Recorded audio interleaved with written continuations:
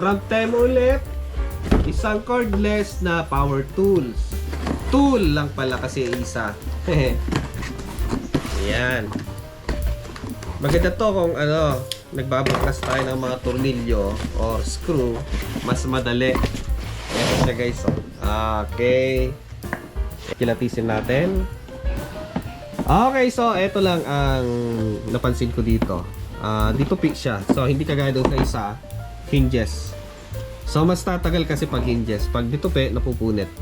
Pero sa akin kasi, hindi na big deal yun kasi nga pag nilabas ko na sa box, hindi ko na siya masyadong binabalik dito. Yung mga ano lang, mga drill bit, tornilyo yung nilalagay ko sa loob. Okay na rin for starting pa. Okay.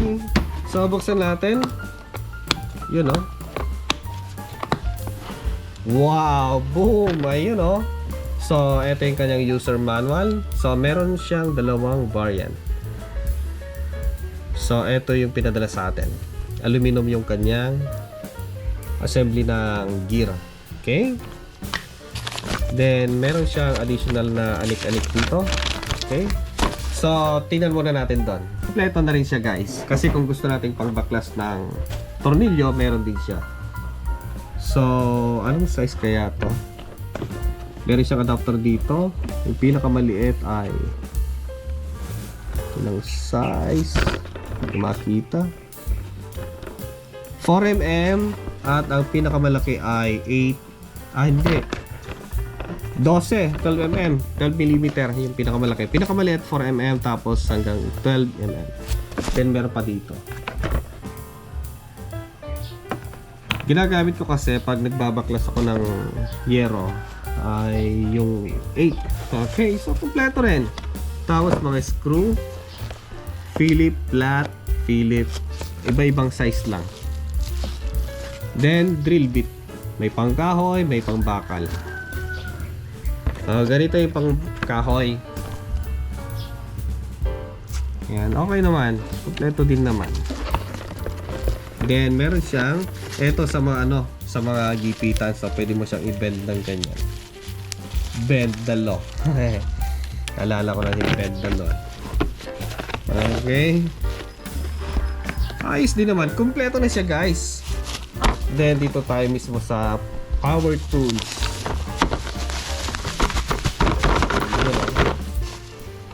So Kingsport.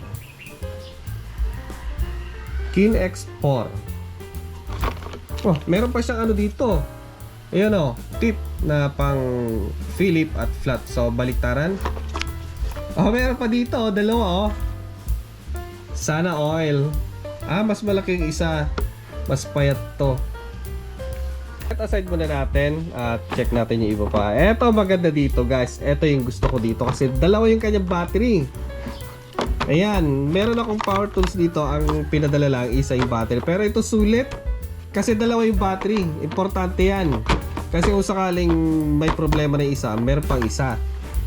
Or kung sakaling blackout, low bat, meron pang isa. Then yung kanyang charger. Okay, so 20 volt ang output nito.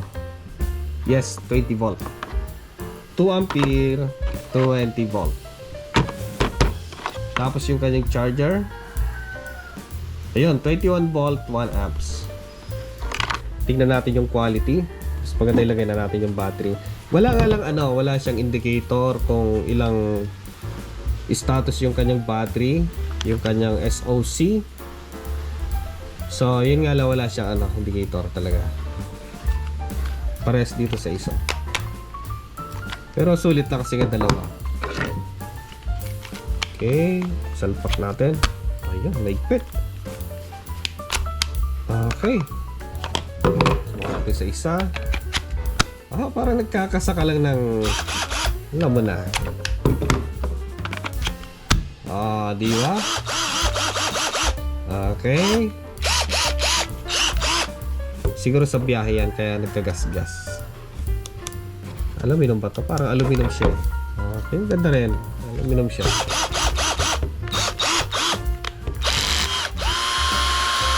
Ayos din. So meron dalawang speed, high, tapos low.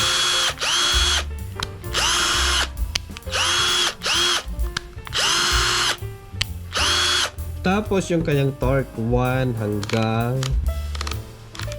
18. Yun o. Tapos ito yung kanyang pang drill. Ang wala lang sa kanya ay yung hammer. So mas maganda, mas the best sana kung meron siyang hammer. Pero sa kanyang price ay okay na. Dito may mga nakaabang na siwang na dudukutan nung kanyang mga screwdriver. Yun o. Yan. Yes. Reverse and forward. Tapos sa gitna, lock. And meron siyang flashlight din eh. Okay.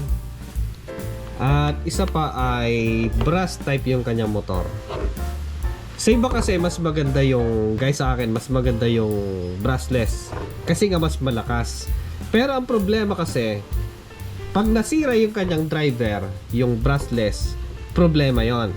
Mahirap i-divert. Samantala yung mga brass type, kahit masira yung driver niya, hindi big deal kasi nga madali lang ayusin, madali lang gawa ng paraan.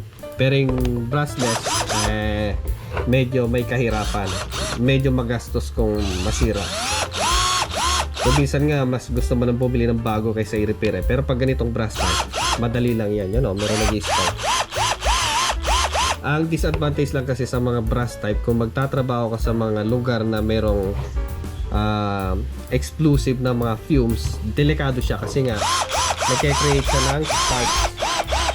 So dun naman good ang brushless kasi nga hindi siya nagke-create ng sparks. So may kanya-kanyang ambient na application, kumbaga. Ayos din. Ang bilis oh. Tapos ang maganda sa mga brass type ano yan, tornilyo friendly or screw friendly. Hindi niya ano yan, hindi siya masyado malakas. And how naman na i-charge? Ganito lang siya, guys. Ganda, dalawa yung kanyang battery. So dito saksak lang natin sa 220 to 240 volt AC, 50 Hz to 60 Hz. Okay, 21 volt, then 1 ampere. You know. So dito, ito yung kanyang indicator. Yan. Yun oh. Oops. Okay, so nagcha-charge siya ngayon. Diba? Pansin nyo naman yung kanyang liwanag ng ilaw. Yun oh. 18 watts yung kinakain niya. 18 watts yung kanyang charging. Maluwag lang kasi yung saksakan niya. Yes. European lang kasi yung kanyang saksakan. So sa Pilipinas naman kasi karamihan ng saksakan natin ay universal. So kahit anong ipasok mo dyan, pwede. Yun ang Pilipino. Pwedeng pang US, pwedeng pang European, pwedeng different country. So pwede sa lahat. Yun o.